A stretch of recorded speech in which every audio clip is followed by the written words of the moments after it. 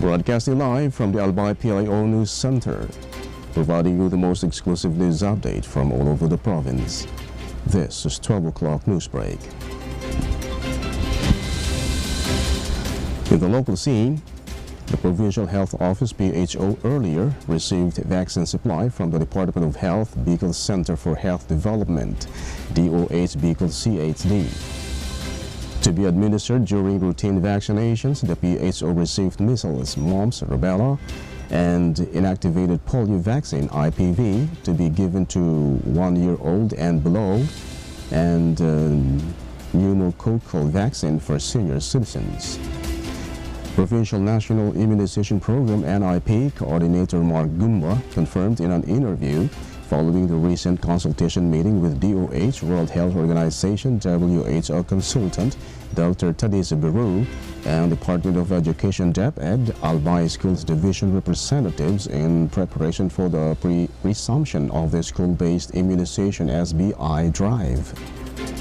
Gumba said that apart from the regular program which took effect pursuant to Department Memorandum Order No. 2024-0250 PHO in cooperation with the primary healthcare unit of each LGU is now preparing for the routine immunization delivery and strategy to intensify immunization coverage and efforts.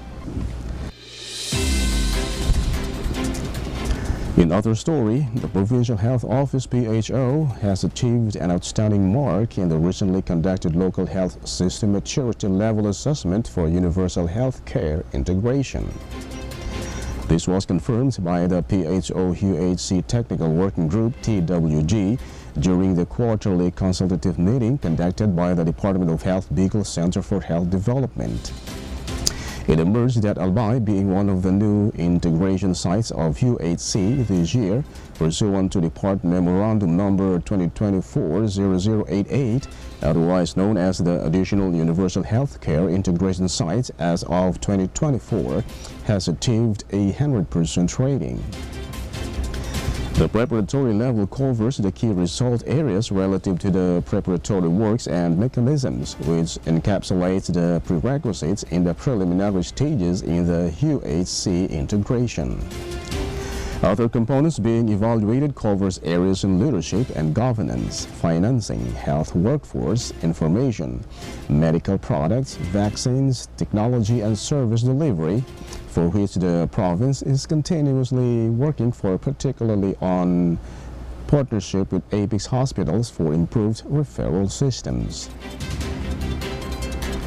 In the national scene, authorities reported that they scrambled to stop a spill as an oil tanker carrying 1.4 million gallons of industrial fuel oil toppled and sank off Manila on Thursday. The empty Terra Nova capsized in Manila Bay in the early hours of the morning, around 7 kilometers off Limay Municipality in Bataan Province, close to the capital, with its destination being the central city of Iloilo. The ship capsized while the southwest monsoon and Typhoon Carina battered Manila and the neighboring areas with intense rainfall in recent days.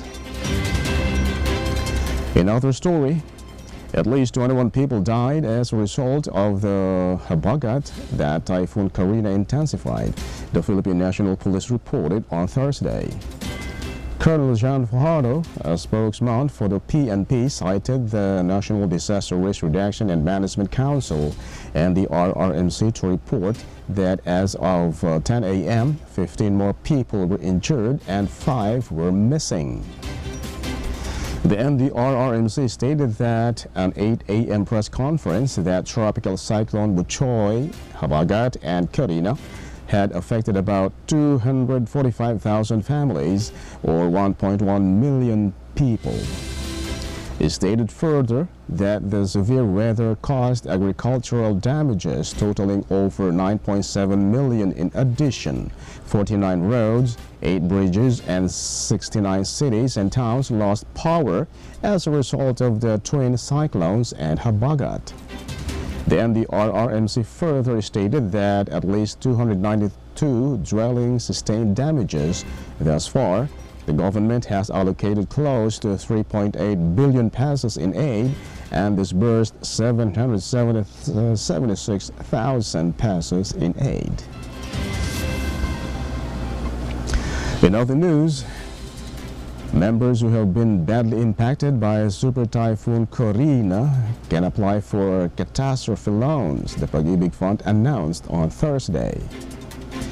Additional money would be provided for other areas to be declared under a state of calamity, and the agency has allotted catastrophe loan monies to assist in impacted members in Metro Manila, Cainta, Baco, and Batangas province.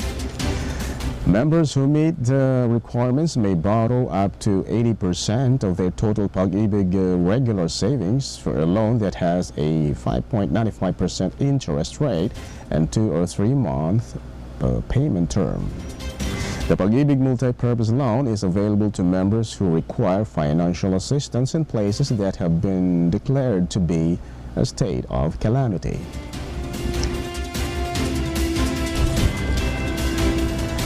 And in the news outside the country, 2 people were killed by Typhoon Gamy, which made landfall in Taiwan overnight and was moving towards eastern China on Thursday as the island was battered by strong gusts and heavy rains as it went through. The storm the day before had compelled Taiwan to postpone several of its yearly war games, close offices and schools, and evacuate thousands of people from landslide-prone and high-risk areas.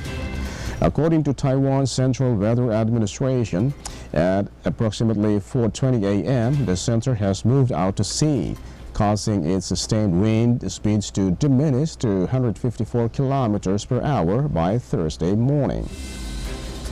The typhoon's effect intensified the seasonal monsoon rains in the neighboring Philippines, which has not in Gamy's course, and resulted in floods that killed at least 6 people, authorities said on Wednesday.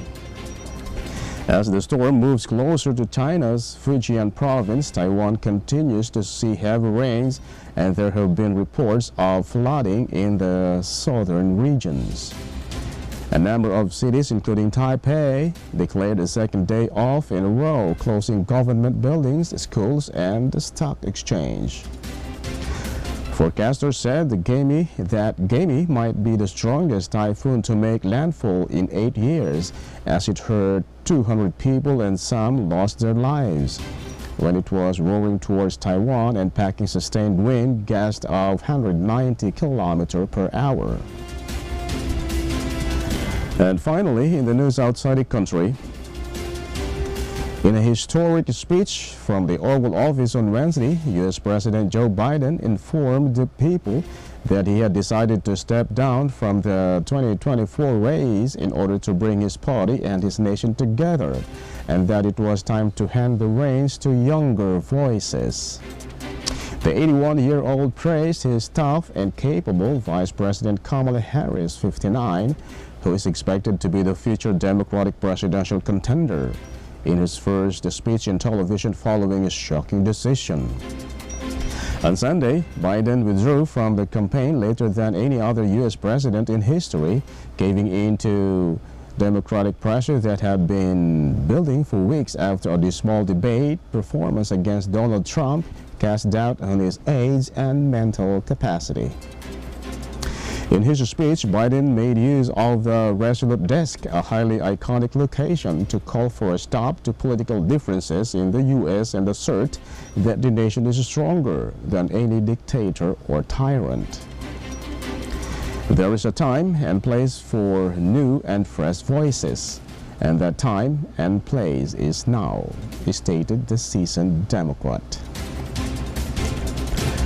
And that's all for the 12 o'clock news break, July 26, 2024. We'll be right back next week for more news updates. And thanks to our 12 o'clock news break writer, Albay PIO, and on the technical side, Chad Bobis. Of course, our provincial information officer, Mary Luduca Castillo.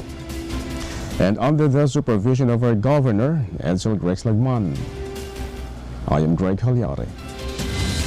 Thank you for subscribing.